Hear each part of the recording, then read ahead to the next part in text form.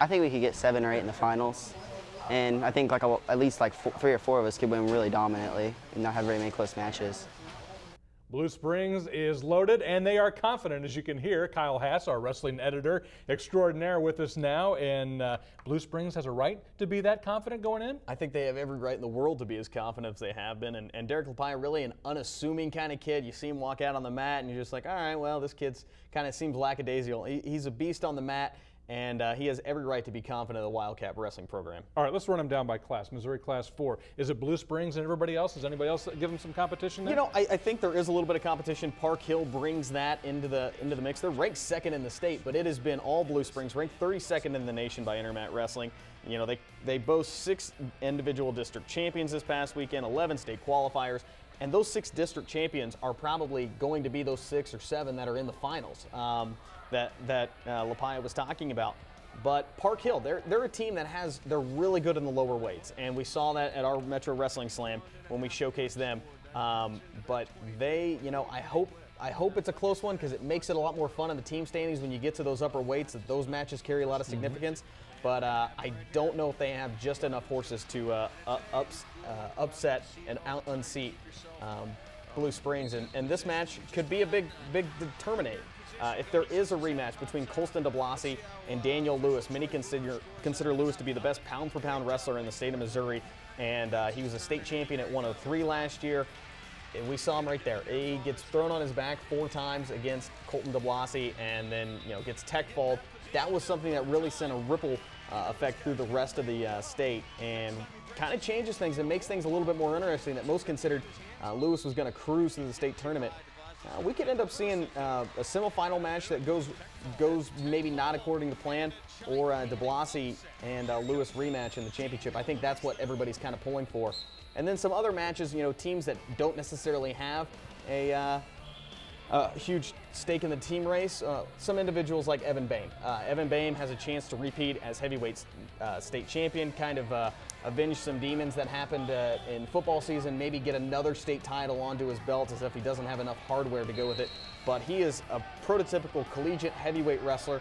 I know Missouri would love to have him on the mat for the black and gold for the Tigers. Don't think it's going to happen at all, since his high school football acclaim is so high. But Evan Boehm, he's one to watch when we get to the state tournament. All right, Class 3, I know that you said that is going to be pretty metro area heavy as well.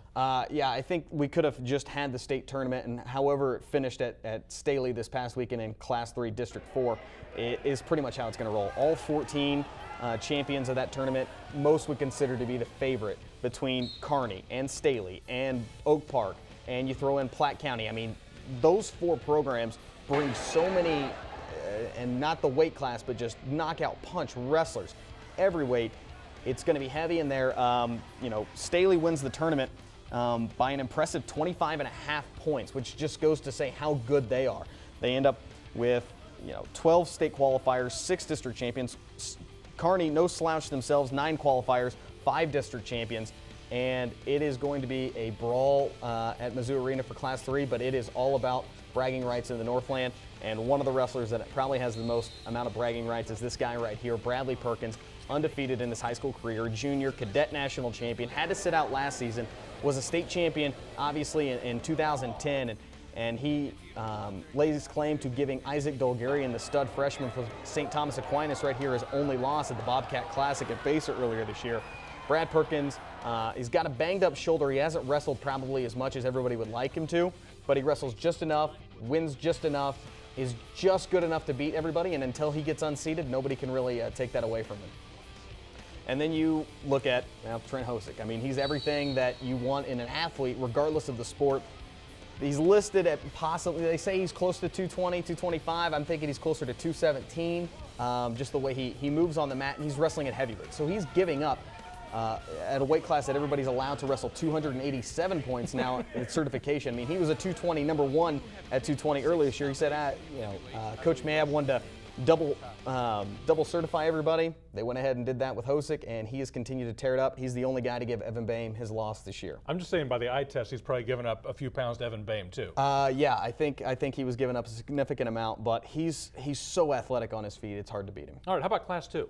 Class 2, it's MRVC loaded. You've got Oak Park, Oak Grove, you've got Odessa, you've got Grain Valley, and you've got Harrisonville just kind of outside our metro. But those four are four of the top teams in the state. And, you know, I hope for our local ability they're able to kind of unseat Kirksville. Kirksville came in and really didn't blow me away by what they did at their district this past weekend, given that they didn't have so many ranked teams. But you have Oak Grove, the number 5 team in our metro poll. They win by 11.5 over Grain Valley.